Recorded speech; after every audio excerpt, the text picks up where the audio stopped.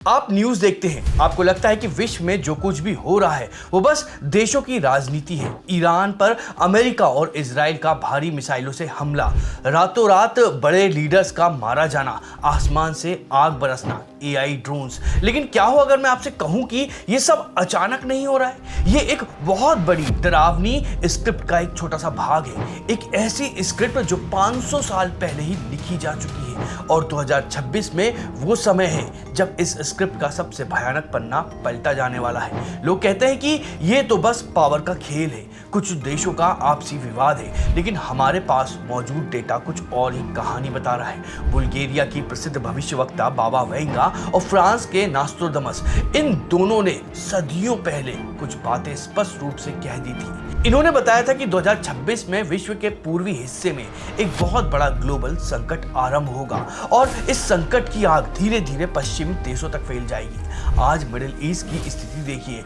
Iran, Israel और America के बीच जो भयंकर युद्ध छिड़ चुका है वो कोई सामान्य लड़ाई नहीं है। ये उसी तीसरे विश्व युद्ध की आहट है जिसकी चेतावनी हमें बहुत पहले ही दे दी गई थी। भविष्यवाणियों के अनुसार जब पश्चिमी देश आपस में लड़कर आर्थिक रूप से टूट रहे होंगे तब रूस एक नए पावर सेंटर के रूप में उभरेगा।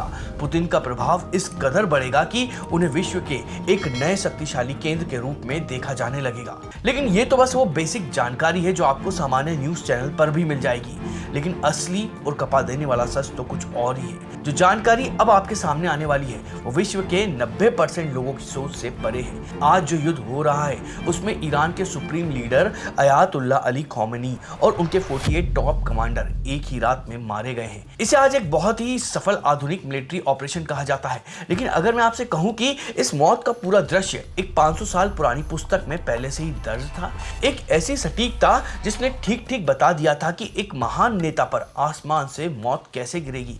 नास्ट्रोडमस ने अपनी कविता में एक बहुत ही स्पष्ट रूप से लिखा था कि आकाश से बिजली गिरेगी और दिन के उजाले में एक महान नेता की मृत्यु हो जाएगी। लोग इस बिजली का अर्थ प्राकृतिक बिजली से समझते थे जो कि आसमान में बिजली कड़कती है, लेकिन मॉडर्न वॉरफेयर में आकाश से गिरने वाली ये बिजली असल में वो एडवांस मिसाइलें और एआई ड्रोन हमले हैं जो सीधे टारगेट पर हिट करते हैं। अमेरिका ने जब ऑपरेशन एपिक फ्यूरी स्टार्ट किया तो ईरान के सबसे बड़े लीडर अयातुल्ला अली खमेनी और उनके 48 टॉप कमांडर एक ही झटके में मारे गए। ये कोई सामान्य बात नहीं है, इसने पूरे मिडिल ईस्ट के कमांड स्ट्रक्चर को पूरी तरह से नष्ट कर दिया है और इसी के साथ स्टार्ट हुआ है वो युद्ध जिसे नास्ट्रोडमस ने 7 महीने का महान युद्ध कहा था। उन्होंने चेतावनी दी थी कि बुराई के कारण एक ऐसा भीषण युद्ध होगा जो पूरे 7 महीने तक चलेगा और इसमें भयंकर विनाश भी होगा।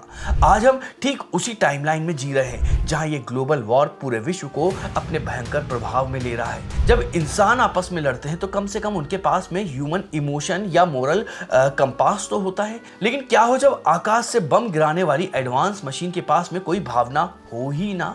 जब एक रोबोट या एक एआई सॉफ्टवेयर खुद ये डिसीजन लेने लगे कि किसे मारना है और किसे छोड़ना है। ये भविष्य की कल्पना नहीं है बल्कि आज की सबसे दर्दनाक सच्चाई बन चुकी है। बाबा वेंगा ने कई दशकों पहले बताया था कि 2026 में इंसान मशीनों का गुलाम बनना आरंभ हो जाएगा।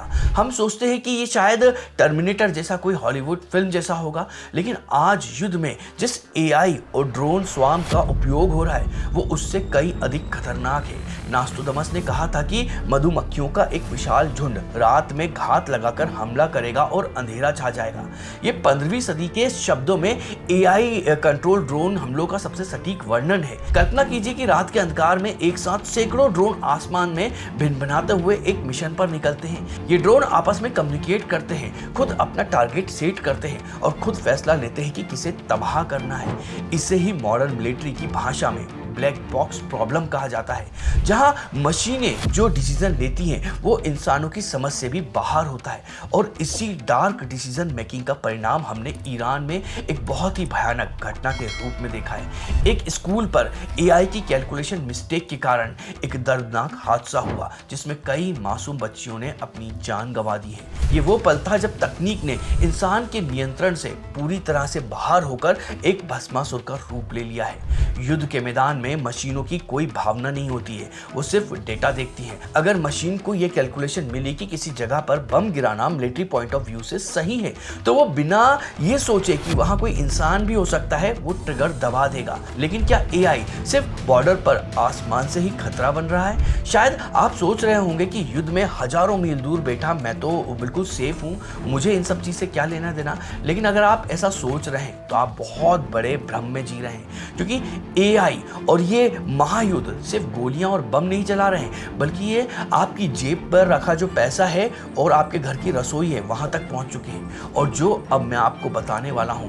वो आपके फ्यूचर प्लानिंग और पैसे से जुड़े हुए आपके नजरिए को पूरी तरह से हिलाकर रख देगा। मैं बात कर रहा हूं 2026 की एक ऐसी खौफनाक भविष्यवाणी की जिसे प्रकृति के प्रतिशोध का वर्ष कहा जाता है। बाबा वेंगा ने साफ तौर पर कहा था कि 2026 में 7 या 8% पृथ्वी की सतह भयंकर जलवायु आपदाओं का शिकार होगी। अब आप सोचेंगे कि इसमें नया क्या है, ग्लोबल वार्मिंग तो पहले से ही चल रही है। लेकिन नास्ट्रोडामस ने खास जगह का जिक्र किया था, स्विट्जरलैंड का टिकिनो क्षेत्र, जिसके खून से भर जाने या वहां भीषण तबाही होने की बात कही थी। हाल ही में स्विट्जरलैंड के क्रेंस मोंटाना रिसोर्ट में जो भयंकर आग लगी, लोग उसे उस 500 साल पुरानी कविता का एक हिस्सा मान रहे हैं। और जब प्रकृति का ये क्रोध बरसता है तो इंसान का बनाया हुआ सबसे बड़ा सिस्टम भी हिलने लगता है, हमारी इकोनॉमी।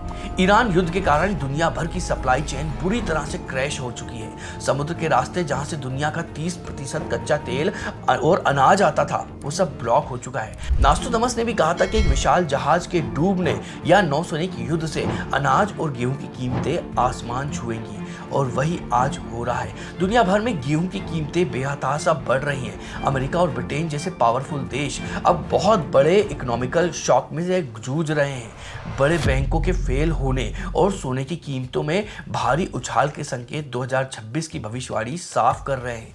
नास्ट्रोडामस ने यह भी लिखा था कि झूठे आदर्शों का उदय होगा, और आज अमेरिका के डोनाल्ड ट्रंप के चेहरे वाले सिक्कों का आना इसी से जोड़ा जा रहा है। मतलब आप समझ रहे हैं कि युद्ध, एआई और ग्लोबल तबाही मिलकर आपको हर तरफ से घेर रहे हैं। चाहे आप किसी भी देश में हो, आपकी थाली का खाना और आपकी जेब का पैसा इन घटनाओं से डायरेक्टली इंपैक्ट हो रहा है। लेकिन अब तक मैंने जो भी आपको बताया है वो इन चीजों का एक हिस्सा है जो इंसान और प्रकृति के बीच में हो रहा है। लेकिन क्या हो अगर इस पूरे खेल का एक ऐसा हिस्सा हो जो इंसान की सोच और हमारे इस प्लेनेट की सीमाओं से बाहर का हो?